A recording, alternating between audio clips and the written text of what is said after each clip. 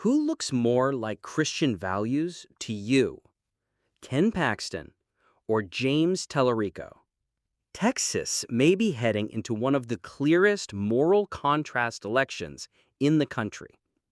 On one side, Ken Paxton, Texas Attorney General, Trump-backed Republican Senate nominee, culture war fighter, and one of the most scandal-covered politicians in America.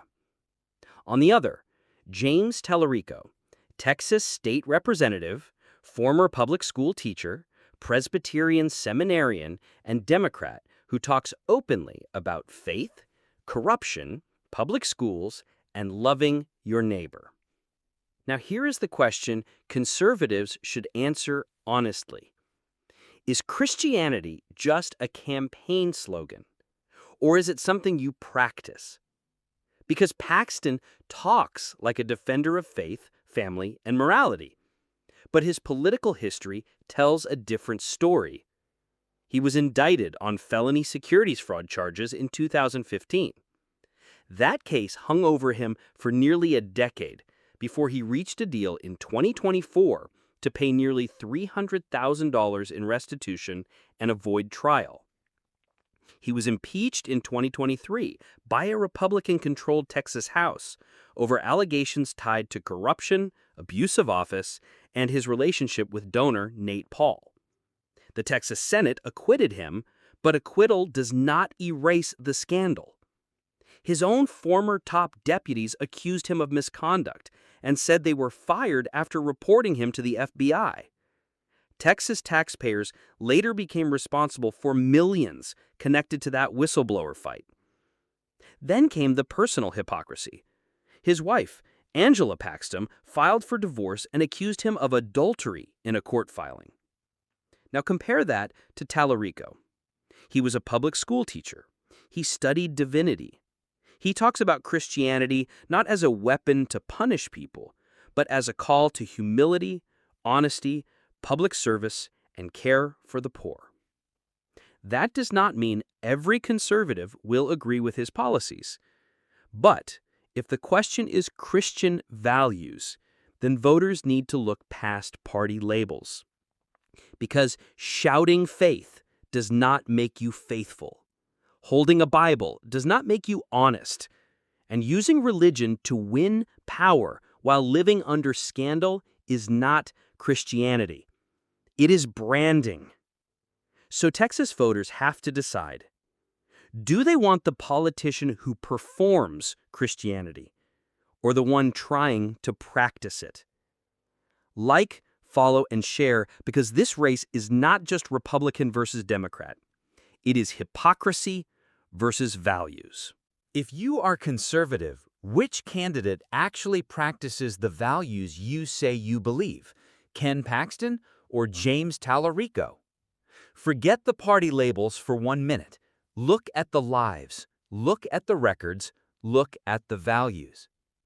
Ken Paxton says he is a conservative Christian fighter, but his record is filled with scandal, felony securities fraud charges resolved after years, impeachment by a Republican-controlled House, whistleblower retaliation claims, taxpayer-funded legal fallout, and divorce allegations involving adultery. James Talarico is a Democrat, but he is also a former public school teacher and Presbyterian seminarian who talks openly about faith, public service, humility, corruption, and loving your neighbor. So ask yourself, which one sounds more like Christian values? The man who uses religion to gain power, or the man who uses faith to talk about serving people? On education, the contrast is clear. Talarico taught in public schools and built his political identity around students, teachers, and classrooms. Paxton built his brand around lawsuits and culture war fights. On corruption, the contrast is clear. Talarico campaigns against billionaire-backed corruption. Paxton is one of the most scandal-covered politicians in Texas. On religion, the contrast is clear. Talarico challenges Christian nationalism. Paxton benefits from it. On public service, the contrast is clear. Talarico talks about neighbors. Paxton talks about enemies. And that is the real difference. Paxton's politics need someone to attack. Immigrants, LGBTQ people, women seeking abortions, Democrats, federal officials, teachers, anyone useful as a target. Talarico's politics are built around a different moral language. Schools, workers, healthcare, corruption, democracy, and faith without domination. Now, conservatives may disagree with Talarico on abortion, guns, taxes, or immigration. That is politics. But if the question is character, Paxton has a serious problem. Because there is nothing Christian about corruption. There is nothing conservative about taxpayer-funded scandal. There is nothing moral about using faith as a shield for power. And there is nothing law and order about a politician who keeps escaping accountability while demanding punishment for everyone else. Texas voters have a choice: a scandal-covered culture warrior or a teacher seminarian asking whether politics can still have a conscience. That is the race. Like, follow, and share, because this election is not just about left versus right. It is about whether values still mean anything. Should Texas politicians fund teachers and classrooms or keep using schools for culture war theater? This is one of the clearest differences between Ken Paxton and James Talarico. Talarico was a public school teacher before he became a politician. That matters, because when he talks about education, he is not speaking from a donor briefing. He has been in the classroom. He has seen students. He has seen teachers struggling. He has seen what happens when politicians use public schools as punching bags. Talarico's record and message are built around public education, childcare, youth workforce development, and protecting students. Paxton's career is different. Paxton is not known as a classroom advocate. He is known as a legal culture war fighter. As Attorney General, he built his brand through lawsuits, threats, and political fights over abortion, immigration, LGBTQ rights, federal power, and schools. That is the modern Republican education model. Do not pay teachers enough. Do not fully support classrooms. Do not solve school safety. Do not fix student mental health. Do not address poverty. Instead, scream about woke, scream about books, scream about bathrooms, scream about federal overreach. That is not leadership. That is distraction. And it works because culture war is cheaper than governing. It is easier to scare parents than to fund schools. It is easier to attack teachers than to respect them. It is easier to perform outrage than to raise wages, reduce class sizes, and make sure every child has what they need. That is why Talarico's background matters. He can say, "I was there." He can talk about students as human beings, not campaign props. He can talk about teachers as professionals, not enemies. And he can talk about education as a moral issue. Because if you claim to be pro-family, then you should support the schools where families send their children. If you claim to be pro-life, then you should care about children after they are born. If you claim to be Christian, then public education should be about serving kids, not using them as weapons in a political war. So the choice is simple. Do Texans want a former teacher fighting for schools, or a scandal-covered attorney general fighting the same culture war again? Like, follow, and share, because teachers deserve support, not political theater. Can Ken Paxton call himself law and order after years of legal scandals around his own office? This is the contradiction at the center of Ken Paxton's career. He built his political identity as a law and order conservative. He sues the federal government, he fights Democrats, he attacks immigrants, he targets abortion access. He presents himself as the defender of Texas law. But when the law looked at him, Suddenly, the story changed. Securities fraud indictment, whistleblower claims, impeachment, donor scandal, corruption investigation, taxpayer-funded legal fallout. Paxton's defenders say he survived it all. That is true. But survival is not innocence. Survival just means the system did not remove him. And that is exactly the problem. Ordinary Texans do not get endless political protection. If a regular person faces felony charges, they do not get to turn it into a fundraising pitch. If a regular employee is accused by whistleblowers, they do not get taxpayers to clean up the mess.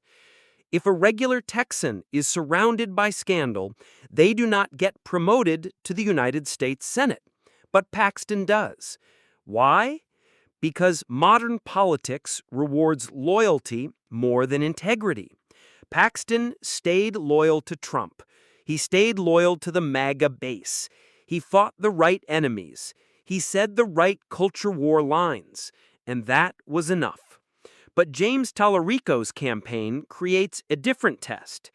He can ask Texans, do values matter only when they are useful?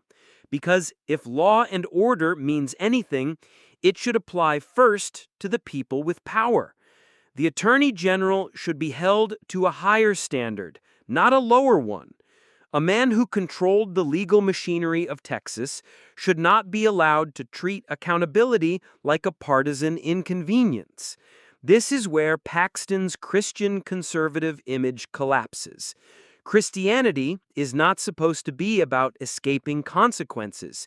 It is supposed to be about truth, humility, repentance, and justice. Paxton does not model that. He models power without accountability. And if Texas sends him to the Senate, the message will be clear. Scandal does not disqualify you anymore. It qualifies you as long as you are on the right team. Like, follow, and share, because law and order should not mean law for everyone else and excuses for Ken Paxton. Can a Democrat win Texas by sounding more genuinely Christian than the Christian nationalists? James Talarico is not running the usual Texas Democratic campaign. He is not running away from faith. He is running directly into it. Talarico is a former public school teacher, a Texas state representative, and a Presbyterian seminarian. His political message is built around public education, working people, anti-corruption, and a version of Christianity that talks about humility, honesty, and loving your neighbor. That is why he is dangerous to politicians like Ken Paxton. Because Paxton's brand depends on convincing conservatives that Republicans own Christianity. Talarico breaks that spell. He says Christian nationalism is not Christianity. He argues that faith should not be used to bully people, censor schools, attack minorities, or protect corrupt politicians. And whether you agree with every one of his policies or not, the contrast is powerful. Talarico taught middle school. Paxton spent years under felony securities fraud charges. Talarico studied theology. Paxton was impeached by a Republican-controlled Texas House. Talarico talks about feeding people, funding schools, and fighting corruption. Paxton talks about law and order while former top officials in his own office accused him of misconduct. This is why Talarico has a message that can reach beyond normal Democrats. He can look conservative voters in the eye and ask, are you voting based on values or just party identity?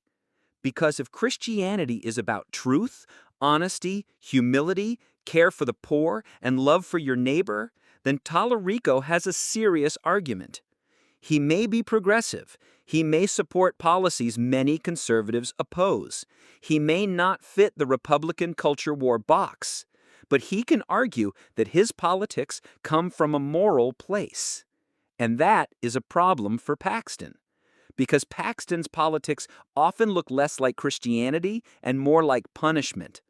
punish immigrants, punish LGBTQ people, punish women, punish schools, punish political enemies. Talarico's message is different. Protect public schools, protect workers, protect democracy, protect people from corruption, protect the vulnerable. That is not weakness. That is a different moral vision. So the real question is not whether Texas is ready for a Democrat. The question is whether Texas is ready for a Democrat who can challenge Republicans on faith itself. Like, follow, and share, because Christianity should not belong to the loudest hypocrite in the room. Ken Paxton's scandal timeline. Question hook. Would you trust a politician with this many scandals to represent Texas in the U.S. Senate? Ken Paxton wants Texans to send him to the United States Senate, but before anyone votes, they should know the record. Paxton was indicted in 2015 on felony securities fraud charges. Prosecutors alleged he misled investors and failed to disclose that he would be compensated. For almost a decade, those charges followed him. In 2024, he agreed to pay nearly $300,000 in restitution under a deal to avoid trial. Then came the impeachment. In 2023, the Republican-controlled Texas House voted to impeach Paxton. Not Democrats, Republicans. The allegations included bribery, abuse of office, obstruction, and using the Attorney General's office to benefit Austin real estate investor Nate Paul. Paxton denied wrongdoing, and the Texas Senate acquitted him. But the question for voters is not just, was he convicted? The question is, why does scandal follow him everywhere? Then came the whistleblowers. 4 former top officials in Paxton's own office said they were fired after reporting him to law enforcement.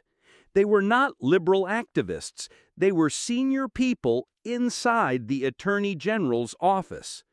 And Texas taxpayers were left holding the bill. A tentative settlement was first reported at $3.3 million in 2023, and later legal developments pushed the taxpayer exposure even higher, with reports describing more than $6 million connected to the whistleblower judgment. Think about that. Paxton runs as law and order, but his own office became a scandal factory. Then came the personal side. Angela Paxton, his wife, and a Republican state senator filed for divorce in 2025 and accused him of adultery in a court filing. Again, that is an allegation in a divorce case, not a criminal conviction. But for a politician selling conservative family values, it matters. Because Paxton's entire career is built on judging other people's morality. He attacks immigrants. He attacks LGBTQ Texans. He attacks abortion rights. He attacks Democrats as corrupt. He presents himself as a defender of faith and law. But when you look at his own record, the word that keeps appearing is not values. It is scandal. So the question is simple. If Ken Paxton were a Democrat with this same record, would Texas Republicans forgive him? Or would they call him corrupt every single day? Like, follow, and share, because law and order should apply to the politicians saying it too.